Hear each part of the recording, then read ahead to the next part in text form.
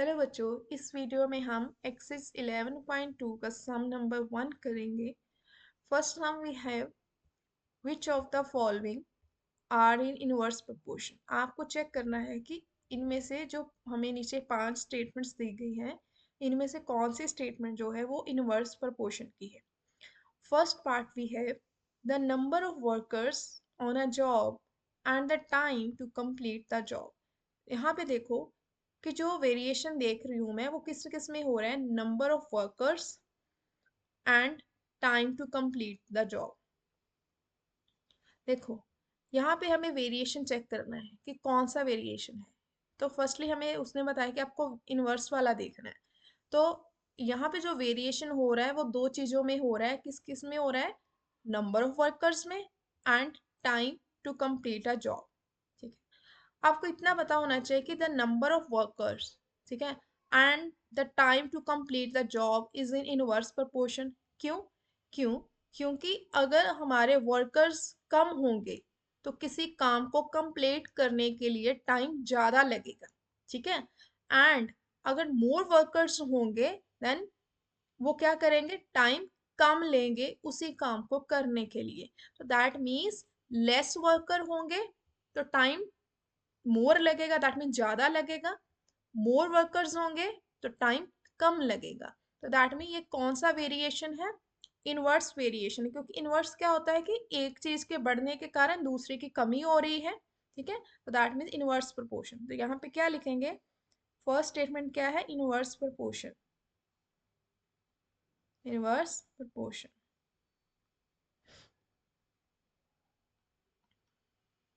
Okay, now second में क्या है, the time taken for a journey. Okay, यहाँ पे जो हम वेरिएशन देखेंगे वो टाइम में एंड द डिस्टेंस ट्रेवल।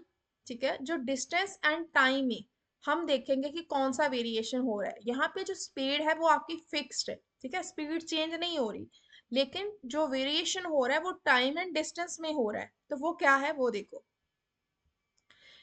हमेशा याद रखना कि जो टाइम है एंड जो डिस्टेंस है वो डायरेक्ट रिलेशन में होंगे। कैसे, देखो अगर आपका टाइम, देखो ये है आपका टाइम और ये है आपका डिस्टेंस। ठीक है, अगर आपका टाइम ज़्यादा लग रहा है तो दैट मीन्स आपका डिस्टेंस भी ज़्यादा होगा, आपके किलोमीटर्स ज़्यादा होंगे तभी टाइम ज़्यादा लग रहा होगा। उसके बाद अगर आपका टाइम कम लग रहा है तो दैट मीन्स जो डिस्टेंस है, दैट मीन्स किलोमीटर्स हैं, वो भी क्या होंगे आपके, वो भी कम होंगे। ठीक है, अगर ये बढ़ रहा है, ये मोर हो रहा है तो ये भी डिस्टेंस भी बढ़ रहा है। अगर टाइम लेस हो रहा है तो डिस्टेंस भी लेस हो रहा है। तो दैट मीन्स ये रिलेशन कौन सा है हमारा, ये रिलेशन है हमारा डायरेक्ट प्रोपोर्शन का।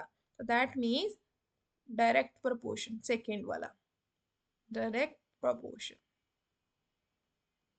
तो याद रखना, अगर आपका टाइम ज़्यादा लग रहा है दैट मीन्स आपके किलोमीटर से ज़्यादा है, दैट मीन्स आपका डिस्टेंस ज़्यादा है। तो अगर टाइम कम लग रहा है दैट मीन्स आपके किलोमीटर्स, दैट मीन्स डिस्टेंस कम है। तो ये क्या किस रिलेशन में आएगा, डायरेक्ट रिलेशन में आएगा। ठीक, क्योंकि एक के बढ़ने के कारण दूसरी भी वैल्यू बढ़ रही है और एक में कमी होने के कारण दूसरी में भी कमी हो रही है। Now come to the third part, area of cultivate land. ठीक है, area of cultivate land, cultivate land means यहाँ पे हम फसल उगाते हैं जैसे। And the crop harvest, crop होती है फसल, हार्वेस्ट मतलब जो उसकी कटाई होती है। Area of cultivate land and the crop of harvesting. यहाँ पे आपको जो वेरिएशन देखना है वो दो क्वांटिटीज में देखना है। First area of cultivate land, area of cultivate जिस जितने एरिया में हमने कोई फसल उगाई होगी उसे बोल रहा है area of cultivate land. And crop harvest मतलब जित जो हमने फसल की काटी है या कटाई की है उसे बोल रहे हैं हार्वेस्टेड, मतलब किसी फसल की कटाई करना। ओके, नाउ अब हमें देखना है कि ये वेरिएशन जो आ रहा है दो क्वांटिटी में वो इनवर्स है कि डायरेक्ट है। देखो, आप जितने एरिया में फसल उगाएंगे उतनी ही काटेंगे ना। ठीक है, तो that means area of cultivate land का मतलब कि जितने एरिया में आपने कोई फसल उगाई है उतनी ही काटोगे। कम उगाओगे एरिया कम होगा, ठीक है, तो फसल भी कम उगेगी, दैट मीन्स कटाई भी कम होगी। अगर आपका एरिया ऑफ कल्टीवेट लैंड ज्यादा होगा जिसमें आपने फसल उगाई है, अगर वो ज्यादा है तो क्रॉप हार्वेस्ट जो आप फसल काटोगे वो भी ज्यादा होगी, है ना। तो दैट मीन्स जैसे जैसे आपका एरिया ऑफ कल्टीवेट लैंड बढ़ेगा, आपका क्रॉप हार्वेस्ट भी क्या होगा, बढ़ेगा।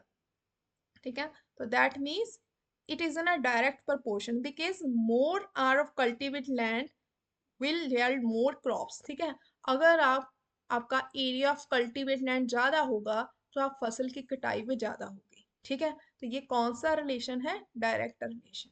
ठीक है, यहाँ पे क्या आएगा, direct relation, direct proportion.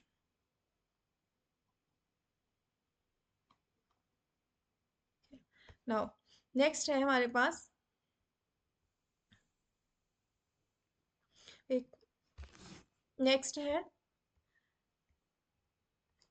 The time taken for a fix journey and the speed of the vehicle. देखो, आपका यहाँ पे फिक्स्ड है जर्नी, मतलब आपका जो आपका जर्नी फिक्स्ड है कि आपने कहाँ पहुंचना है, वो आपका फिक्स्ड है। ठीक है, तो time taken for a fix journey and speed, यहाँ पे जो वेरिएशन देखना है वो टाइम में है और स्पीड में, ये तो इजी है। जैसे अगर मान लो ये आपका टाइम है, ठीक है, ये आपकी स्पीड है। अगर आपका टाइम कम लग रहा है तो दैट मीन्स आपकी स्पीड भी क्या है, अगर आपका टाइम कम लग रहा है कि कहीं पे पहुंचने के लिए, तो दैट मीन्स आपकी स्पीड का क्या है, वहां पे ज्यादा है। तो अगर टाइम आपका ज्यादा लग रहा है तो दैट मीन्स स्पीड कम है। क्यों, क्योंकि टाइम जो है और स्पीड जो है, याद रखना ये आपस में उल्ट चलते हैं।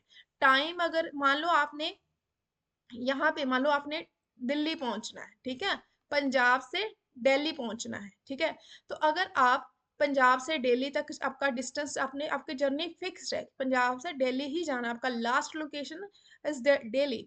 तो ठीक है, अगर आपका दिल्ली तक पहुंचने के लिए टाइम बहुत जल्दी पहुंच जाते हैं, दैट मीन्स आपने स्पीड बढ़ाई होगी तभी जल्दी पहुंचे होगे, टाइम कम लगा होगा।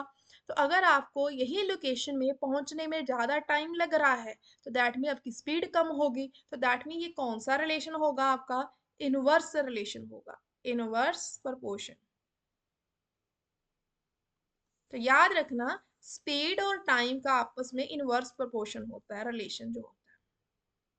ठीक है, now last is the population of country and the area of land पर पर्सन। यहाँ पे जो वेरिएशन है वो किस में हो रहा है, population of country and area of land पर पर्सन। एरिया ऑफ लैंड पर पर्सन मतलब देखो, जैसे जैसे किसी देश की पॉपुलेशन बढ़ेगी तो हर एक पर्सन को मिलने वाला जो लैंड है वो कम होता जाएगा। ठीक है, जैसे मान लो कि पॉपुलेशन बढ़ रही है तो हर एक पर्सन को जो जमीन मिल रही है उसका एरिया कम हो जाएगा। ठीक है, अगर किसी को मान लो कि मैं आपको छोटी सी एग्जांपल लेके देती हूँ, जैसे मान लो आपके पास 10 रुपीज है।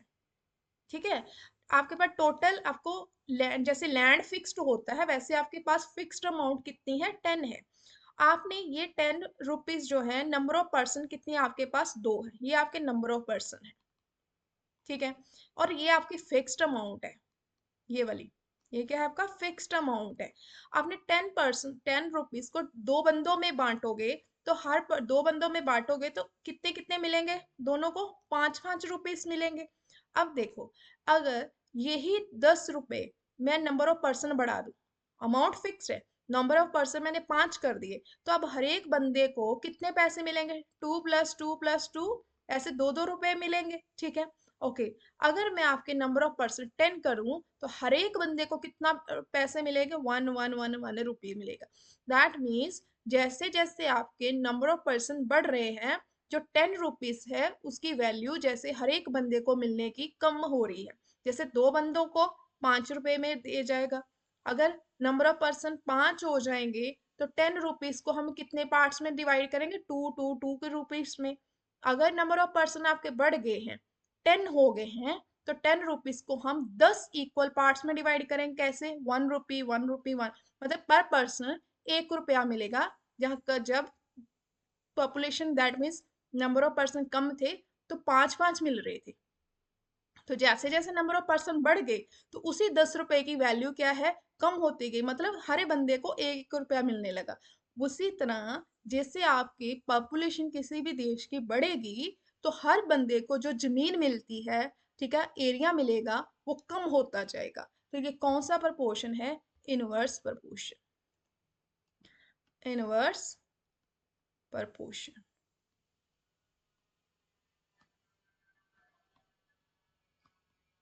तो याद रखना कि जैसे पॉपुलेशन बढ़ेगी तो एरिया पर पर्सन जो मिलेगा वो कम होता जाएगा, अगर पॉपुलेशन कम होगी तो एरिया पर्सन बढ़ जाएगा। ठीक है, तो ये था आपका 11.2 एक्सरसाइज का फर्स्ट सम।